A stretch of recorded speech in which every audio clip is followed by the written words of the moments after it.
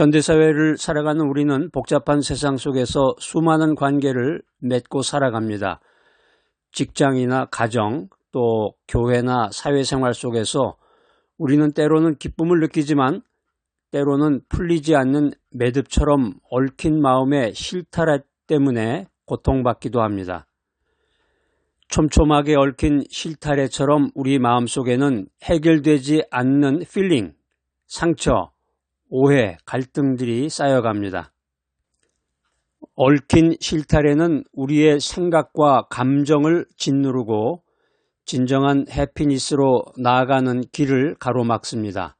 아무리 노력해도 삶이 만족스럽지 않고 마음 한구석이 늘 답답하고 무겁다면 우리 마음속 깊은 곳에 풀리지 않는 실타래가 자리 잡고 있기 때문일지도 모릅니다. 우리 마음속 깊은 곳에 풀리지 않는 그 실타래가 자리 잡고 있으면은 늘 마음이 답답하고 무겁게 느껴진다라는 말입니다. 저명한 정신분석학자 칼 융은 이렇게 말했습니다. 무의식을 의식화하지 않으면 무의식은 우리의 삶을 지배하게 되고 우리는 그것을 운명이라고 부른다.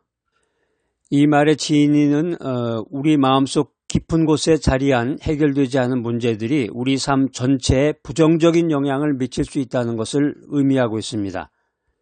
학자의 말 한마디가 모든 것을 말해주고 있네요. 참 대단한 말씀입니다.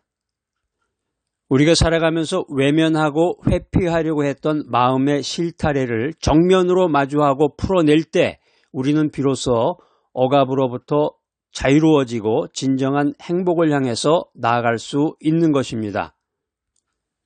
올해 45세 서울에 사시는 김 집사님이 있습니다. 대기업에서 팀장으로 일하고 있는데 교회에서 제 안수 집사님으로 새가족 봉사부에서 봉사하고 있습니다. 김 집사님은 회사 내에서 실적 압박과 부하 직원들과의 소통 부재로 힘겨운 나날을 보내고 있습니다. 집에서는 이제 아내와 대화가 점점 줄어들고 사춘기 딸과의 관계는 냉랭하기만 합니다. 교회에서는 헌신적인 봉사를 하고 있지만 속으로는 외로움과 답답함을 느끼고 있습니다. 최근에는 어머님의 건강까지 악화가 되어서 더욱 힘든 시간을 보내고 있습니다. 어느 날 김 집사님은 담임 목사님과 상담을 통해서 자신의 내면에 쌓인 분노와 좌절감을 솔직하게 털어놓았습니다. 김 집사님은 가족과의 관계 회복을 위해서 먼저 다가가 대화를 시도했고 직장 동료들에게도 자신의 어려움을 솔직하게 이야기하면서 도움을 구했습니다. 담임 목사님의 권유로 서울 인근에 있는 기도원에 올라가서 기도를 했는데 그 기도를 통해서 하나님의 위로와 지혜를 얻은 집사님은 이전과는 다른 부드러운 태도로 주변 사람들을 대하기 시작했습니다. 점차 다쳤던 관계들이 회복되는 은혜를 경험했습니다. 집사님은 진정한 소통은 마음의 문을 열고 솔직하게 자신을 드러내는 것에서부터 시작된다는 것을 깨달았습니다. 성기지만 빠트림이 없다라는 말은 겉으로는 허술해 보이는 것 같은데 속으로는 빈틈없이 갖추어져 있다는 말입니다. 우리가 사회생활하면서 인생을 살아가면서 이 관계를 맺어야 되는데 이 관계에서 피상적인 소통만으로는 마음의 얽힘을 해결할 수가 없습니다. 깊은 이해와 진심 어린 커뮤니케이션이 필요한 것입니다. 에베소서 4장 26절 말씀입니다. 분을 내어도 죄를 짓지 말며 해가 지도록 분을 품지 말고 마귀에게 틈을 주지 말아라. 여기서 이제 한 단어로 된 단어들이 나오네요. 분을 내어도, 분이라는 말이 있고 틈을 주지 말아라. 분이라는 말은 헬라어로 오르게인데요. 오르게, 격렬한 분노라든가 격정, 보복심 이런 뜻을 내포하고 있는 말입니다. 틈이라고 하는 말은 헬라어로 토포스인데 장소, 공간, 기회, 틈 이런 의미가 있습니다.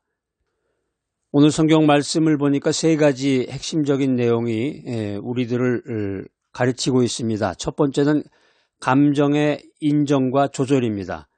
감정을 인정하고 조절해라. 이 분노라는 감정 자체를 죄라고 단정하지 말고 건강하게 표현하고 해가 지기 전에 해소하라는 말입니다. 여러분 살아가면서 막 화를 낸 적이 있나요? 막 분노인데요. 막 이게 막 치밀어 오른다고 그러죠. 이게 막 분노, 이 감정 자체가 성경은 말하기를 이 감정 자체가 분노라는 감정이 죄는 아닌데 이것을 이제 표현은 하되 바로 잊어버려야 된다는 거죠. 이 해가 지기 전에 해소해야 된다. 억압된 분노는 마귀가 틈타는 원인이 된다. 이렇게 성경은 우리들에게 교훈하고 있습니다. 두 번째는 이제 관계의 중요성에 대해서 성경이 말하고 있는데 분을 품는 것은 자신뿐만 아니라 주변 사람들과의 관계를 깨트리는 원인이 된다는 것입니다.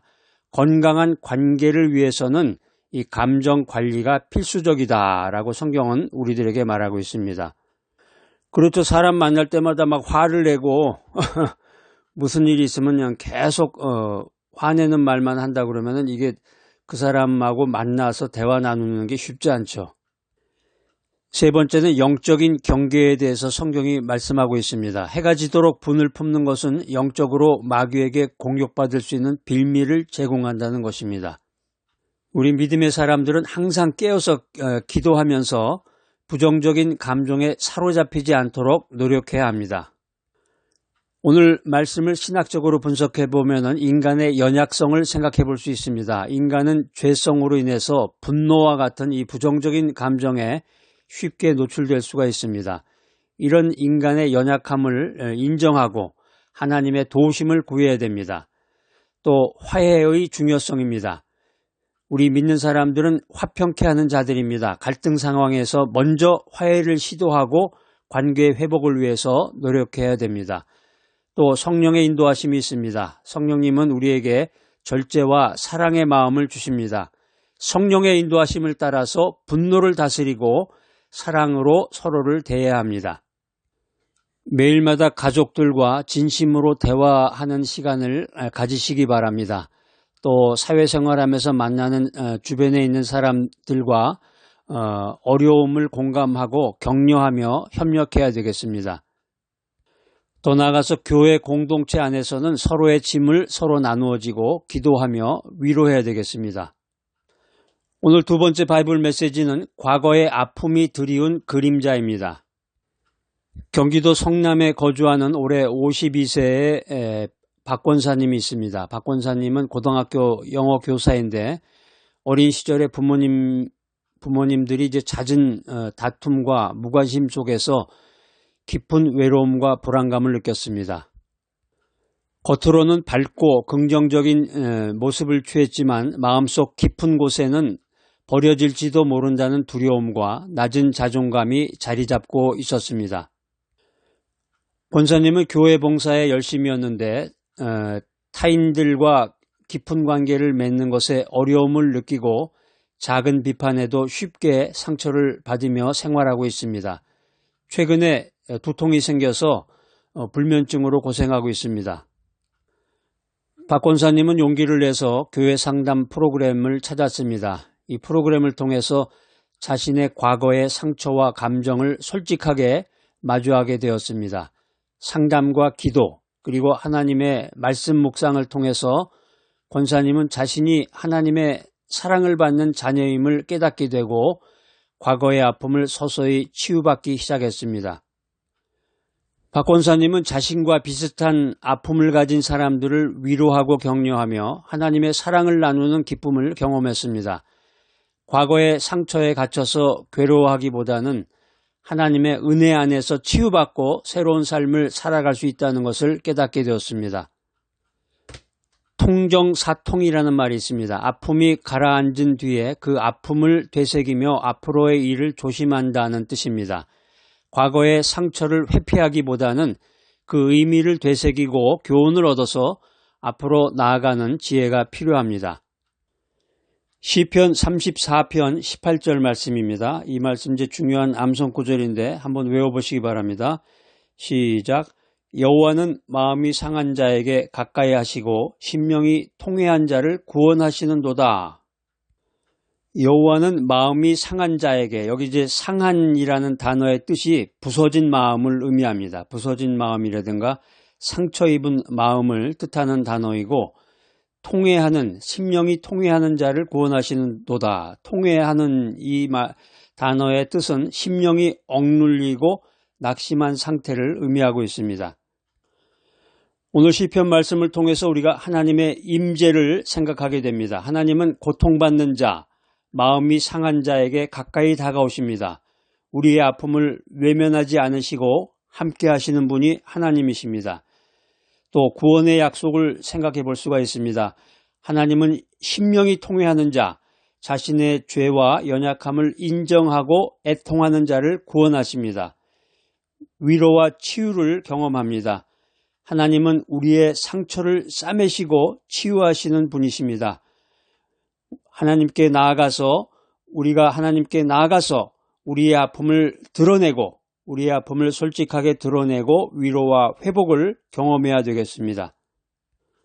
오늘 시편 말씀을 신학적으로 분석해 보면은 하나님은 공감하시는 분이시다라는 것입니다. 하나님은 인간의 고통을 깊이 이해하시고 공감하시는 분이시다. 예수 그리스도의 십자가 고난이 이것을 잘 보여주고 있습니다. 죄와 고통은 연결되어 있다는 것입니다. 죄는 하나님과의 관계를 깨트리고 그 결과로 세상에 고통이 들어온 것입니다. 우리의 죄와 연약함으로 인해 겪는 고통을 우리가 인정해야 되겠습니다. 또 한 가지 신학적 분석은 회복과 새로운 시작입니다. 하나님의 은혜는 우리의 상처를 치유하고 더 나아가서 새로운 삶을 시작할 수 있는 어빌러티, 능력을 주십니다. 과거에 얽매이지 않고 미래를 향해서 나아가시는 여러분들이 되시기를 축복합니다. 우리가 이제 이렇게 바이블 메시지 들으면서 그런가 보다 이렇게 교양으로만 듣지 마시고 이 말씀을 삶의 원칙으로 삼아야 되겠습니다. 오늘 이 말씀을 통해서 자신의 감정을 솔직하게 인정하고 표현하는 연습을 하시기 바랍니다. 또 과거의 상처를 묵상하고 하나님의 치유하심을 믿으며 기도하시기 바랍니다. 더 나아가서 상처 입은 다른 사람들을 이해하고 위로하고 더 나아가 사랑으로 섬겨야 되겠습니다. 오늘 세 번째 바이블 메시지, 용서하지 못함이 만든 마음의 족쇄입니다. 개인 간병인으로 일하는 최재현 씨가 있습니다. 가명입니다. 올해 52세인데 인천에 거주하면서 장로님으로 남선교회에서 봉사하고 계십니다. 이 최 장로님은 과거에 사업 실패로 인해서 가족들에게 큰 고통을 안겨주었다는 죄책감에 시달리고 있었습니다. 장로님은 헌신적으로 교회를 섬기고 봉사하지만 마음속 깊은 곳에는 용서받지 못할 존재라는 생각에 괴로워하며 살았습니다. 장로님 마음고생이 심하시네. 자신의 그 과거에 대해서 나는 용서받지 못할 존재야 이렇게 생각이 들 정도면 엄청난 그 마음고생이죠. 그 장로님이 이제 아내에게 늘 미안한 마음을 가지고 있었는데 표현이 서툴러서 갈등을 일으키기도 했습니다. 이런 분이 많습니다. 주변에. 어떤 마음속에 생각을 이렇게 정리정돈을 해야 되는데 막연하게 추상적으로 내가 이제 아내를 사랑한다, 남편을 사랑한다, 아들을 사랑한다, 가족을 사랑한다. 이게 이제 다 있는 거죠, 누구나. 악한 사람이 아닌 이상. 근데 이게 정해진 것이 아니라 추상적인 거. 추상적으로는 그렇게 생각하는데 이게 이제 정리정돈이 돼가지고 딱 준비된 마음이 있어서 그것을 적시에 딱 때에 맞게 그것을 표현을 해야 되는데 친절한 말로, 부드러운 말로, 사랑스러운 말로 그것을 표현을 해야 되는데 이 마음도 아직 준비가 안 되어 있는 상태고 표현도 서투르면 관계가 이게 애매해지는 거죠, 이게. 여기 이제 오늘의 주인공 최 장로님, 자녀들에게도 떳떳하지 못한 아버지라는 생각에 늘 위축된 삶을 살았는데 최근에는 밤에 잠을 설치면서 옛날에 그 채권자들에게 시달리는 꿈을 이제 자주 꾸게 됩니다. 최 장로님은 마음의 결심을 하고 이제 새벽 예배에 참석하기로 이제 결단을 하고 새벽 기도를 통해서 자신의 죄책감을 하나님께 고백하면서 용서를 구했습니다. 말씀을 통해서 하나님은 그의 과거의 죄까지도 용서하셨음을 깨닫게 되고 큰 위로를 받았습니다. 장로님은 아내에게 진심으로 사과하고 자신의 감정을 솔직하게 표현하기 시작했습니다. 자녀들에게도 과거의 잘못을 인정하고 솔직한 마음을 전하면서 관계를 회복해 나갔습니다. 장로님은 하나님의 용서는 과거의 모든 짐을 내려놓고 새로운 삶을 살아갈 수 있는 은혜임을 깨닫게 되었습니다. 자신을 용서하고 다른 사람을 용서할 때 비로소 마음의 족쇄에서 벗어나서 진정한 프리덤과 피스를 누릴 수 있다는 것을 경험했습니다. 남을 용서하듯이 자신도 용서하라는 말이 있습니다. 다른 사람을 용서하지 못하는 마음은 결국에 자신을 올가매는 족쇄가 됩니다. 요한일서 1장 9절 말씀입니다. 이 말씀 중요한 암송 구절인데 한번 외워보시기 바랍니다. 시작. 만일 우리가 우리 죄를 자백하면 그는 미쁘시고 의로우사 우리 죄를 사하시며 우리를 모든 불의에서 깨끗하게 하실 것이요. 오늘 성경 말씀에서 죄의 자백의 중요성에 대해서 말씀하고 있습니다. 하나님께 자신의 죄를 솔직하게 고백하는 것은 용서받는 첫걸음입니다. 죄를 숨기거나 부인해서는 안 됩니다. 또 하나님의 신실하심과 의로우심에 대해서 우리가 생각하게 됩니다. 하나님은 약속하신 대로 우리의 죄를 용서하시는 신실하시고 의로우신 분이십니다. 성경은 우리들에게 완전한 정결에 대해서 교훈하고 있습니다. 하나님의 용서는 우리의 죄를 완전히 깨끗하게 합니다. 죄의 흔적조차 남기지 않고 우리를 새롭게 하십니다. 오늘 성경 말씀을 신학적으로 분석해 보면 우리가 대속의 은혜를 생각하게 됩니다. 예수 그리스도의 십자가 죽음은 우리의 모든 죄를 대속하는 완전한 희생이었습니다. 우리는 이 은혜를 믿음으로 받아들여야 합니다. 또 말씀을 통해서 칭의의 교리를 생각하게 됩니다. 하나님은 우리의 행위가 아니라 그리스도를 믿는 믿음으로 우리를 의롭다고 인정해 주십니다. 죄책감에서 벗어나 의로운 자로서 우리가 살아갈 수 있는 것입니다. 성화의 과정이 있습니다. 하나님의 용서를 경험한 우리는 성령의 도우심을 받아서 그리스도를 닮아가는 성화의 과정을 거쳐야 합니다. 과거의 죄에 얽매이지 않고 거룩한 삶을 살아나가는 여러분 모두가 되시기를 축복합니다. 오늘 이 귀한 바이블 메시지 들으신 여러분들 매일마다 하나님께 자신의 죄와 연약함을 솔직하게 고백하고 용서를 구하시기 바랍니다. 관계의 얽힘, 내면의 상처, 죄책감의 굴레는 우리 마음속에 단단한 매듭을 만들어서 우리가 행복으로 나아가는 길을 막고 있습니다. 그렇지만 우리가 하나님의 은혜와 하나님의 사랑 안에서 이 모든 얽힘을 풀고 진정한 자유와 진정한 평안을 누릴 수가 있는 것입니다.